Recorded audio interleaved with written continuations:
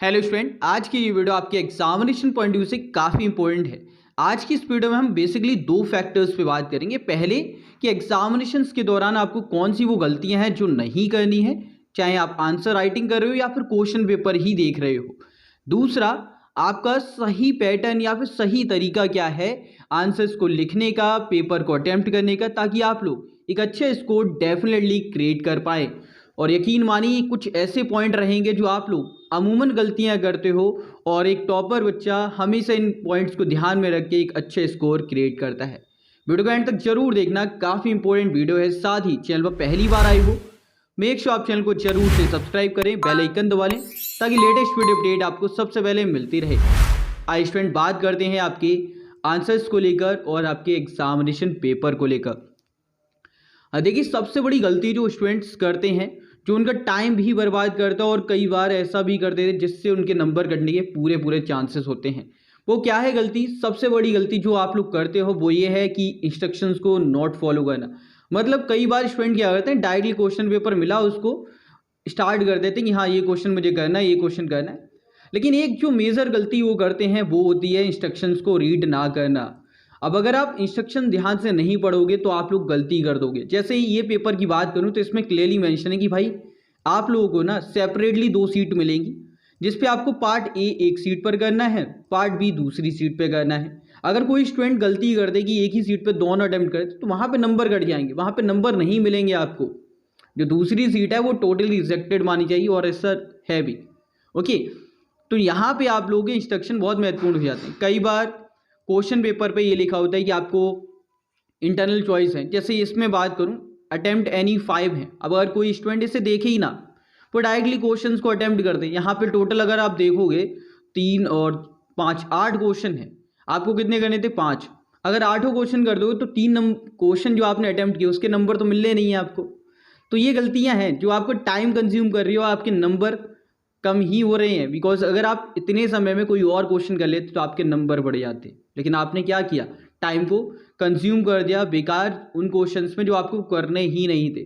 तो ये गलती आपको नहीं करनी है। आपको सबसे पहले क्वेश्चन पेपर जब मिलता है, आपको इंस्ट्रक्शन ध्यान से रीड करने हैं। आपको क्वेश्चंस के जो इंस्ट्रक्शन है कि कौन सा अटेम्प्ट करना है कौन सा नहीं, उसको टिक कर लेना है। पेंसिल जरूर से कैरी करो, एग्जामिनेशन के दौरान बहुत हेल्पफुल रहती है, बिकॉज उससे आप टिक कर पाओगे। बिकॉज एग्जामिनेशन में पेन से अगर आप क्वेश्चन पेपर लिखते हो वो अलाउड नहीं होता है। पेंसिल से आप लिख सकते हो, आप टिक कर सकते हो ये क्वेश्चन मुझे अटेम्प्ट करना है, इसमें से ये पार्ट हैं जो अटेम्प्ट करने हैं।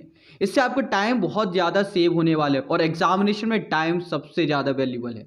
ऑल राइट, इसके बाद में एक और जो गलती बहुत सारे स्टूडेंट करते हैं वो अमूमन होता जब आपका पेपर बहुत कम बचा हुआ है, या फिर ये कह लो टाइम बहुत कम बचा है, पेपर बहुत ज़्यादा है, अब समझ नहीं आया, तो स्टूडेंट क्या करते हैं, बहुत ही बैड हैंड राइटिंग लिखते हैं। मतलब ऐसा कि कुछ भी लिख दिया, बस सीट भरे जा रहे हैं, कुछ भी लिखे जा रहे हैं। उनको लगता है कि यार इससे नंबर मिल जाएंगे, टीचर्स को अमूमन सरदर्द होगा और वो चेक करके ऐसे ही नंबर देके निकल जाएंगे, बट ऐसा नहीं है। कई केसेस में नंबर मिल जाते हैं, लेकिन ज़्यादातर केसेस में ये होता है कि टीचर्स यहाँ पे कट कर देते हैं या फिर उसे टच ही नहीं करते और आपको 0 मिल जाता है। अब यहाँ पे ऐसे में आपको क्या करना है, पहले तो जो बेसिक बात जो मैं यहाँ पे कहूँगा जो आपको अवॉइड करनी है, पहला तो इंस्ट्रक्शंस रीड ना करना। दूसरा, बैड हैंड राइटिंग। एक और जो गलती आप लोग करते हैं वो है ओवर राइटिंग।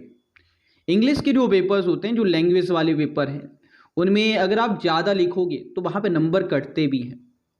बिकॉज आपकी जितनी ग्रामेटिकल मिस्टेक्स होंगी उतने नंबर आपके कटने वाले हैं। तो आप इस बात का विशेष तौर पे ख्याल रखें कि भाई उतना ही लिखें जितना रिक्वायर्ड है, मतलब जितना पूछा गया है।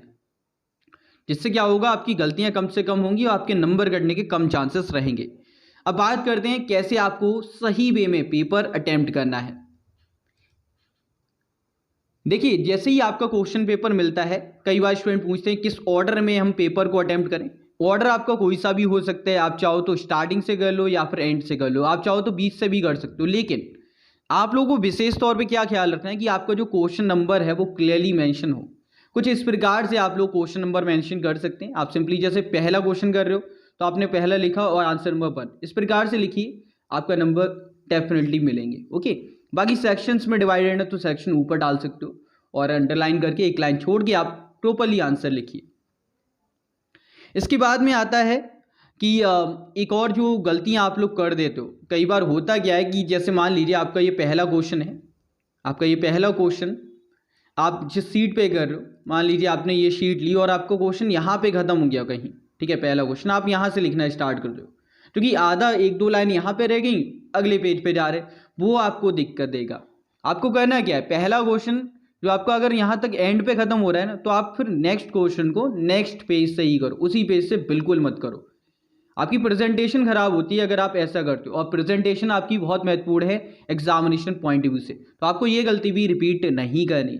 आपको इस बात का भी विशेष तौर पे ख्याल रखना है कि अगर आपका जो आंसर है वो एंड लाइनों में खत्म हो रहा है, तो आप नए क्वेश्चन को उधर से स्टार्ट ना करके न्यू पेज से करो। अगर आपको मिड पेज पर खत्म हो रहा है तो वहां पे आपका चल सकता है, तो आप लिख सकते हो।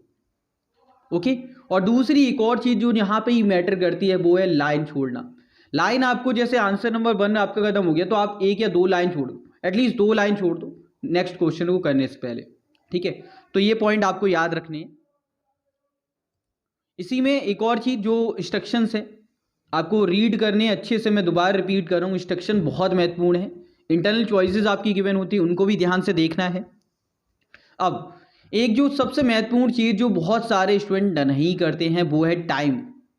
अब देखिए आपका जो पेपर है, आपको क्वेश्चन पेपर मिला, आप अटेम्प्ट करना स्टार्ट कर देते हो। आप देखिए पहले कि आपको किस वे में अटेम्प्ट करना है, आपका एक रोड मैप क्या होगा इस पेपर को अटेम्प्ट करने के रिगार्डिंग, वो बहुत महत्वपूर्ण है। बिकॉज आप टाइम आपके लिए सीमित ही है, आपको उस टाइम पीरियड में कवर करना है। कई बार स्टूडेंट का क्या होता है कि वो एक क्वेश्चन जो बहुत अच्छे से आता है उसमें बहुत ज़्यादा टाइम दे दिया, जिस वजह से उनका बाकी टाइम बचा ही नहीं। तो आप यार ये चीज़ भी मैटर करना, दिमाग में रख के चलना कि आपका जो टाइम है ना सही से कंज्यूम हो सभी क्वेश्चंस पर। ऐसा ना हो कि कुछ क्वेश्चंस पे बहुत ज़्यादा टाइम निकाल दिया, बेशक वो क्वेश्चन आपको बहुत अच्छे से आता हो या फिर बिल्कुल नहीं आता, तो आप ऐसा मत करना। क्वेश्चन को उतना ही टाइम दो जिसमें आपकी बाकी क्वेश्चंस भी उनको भी सही टाइम मिल पाए। ओके, तो ये बात भी आपको याद रखनी है। पेपर रिव्यू, जब आप पूरा पेपर अटेम्प्ट कर देते हो तो आपको पेपर का रिव्यू भी करना है। मान लीजिए आपने पूरा पेपर सॉल्व कर दिया, अब आप देखिए कि भाई मैंने पहला क्वेश्चन किया है, सही से ऑर्डर किया है, यानी लास्ट के 2-3 मिनट में ये काम हो जाए। क्योंकि कई बार क्या होता है, हम जब भी फ्लो में लिखते हैं तो गलतियां होने के चांसेस भी बढ़ जाते हैं। कई बार क्या होता है, क्वेश्चन नंबर गलत लिख दिया जिससे आपकी वैल्यू कम हो जाएगी, मतलब वो पूरी तरह से बेकार हो गया अगर आपने क्वेश्चन नंबर गलत डाल दिया। तो आप इन चीज़ों को भी चेक करें। एंड के जो 2-3 मिनट मिलते हैं या फिर बीच में जो टाइम मिलता है उसमें आप चेक कर लो कि भाई आपने क्वेश्चन नंबर सही अटेम्प्ट किया है, कोई सा पार्ट रह तो नहीं गया। सही से देखिए, उसके बाद में ही सबमिट करिए, बिकॉज सबमिट करने के बाद में कुछ नहीं बचता। ओके, तो इन बातों का विशेष तौर पे ख्याल रखना है।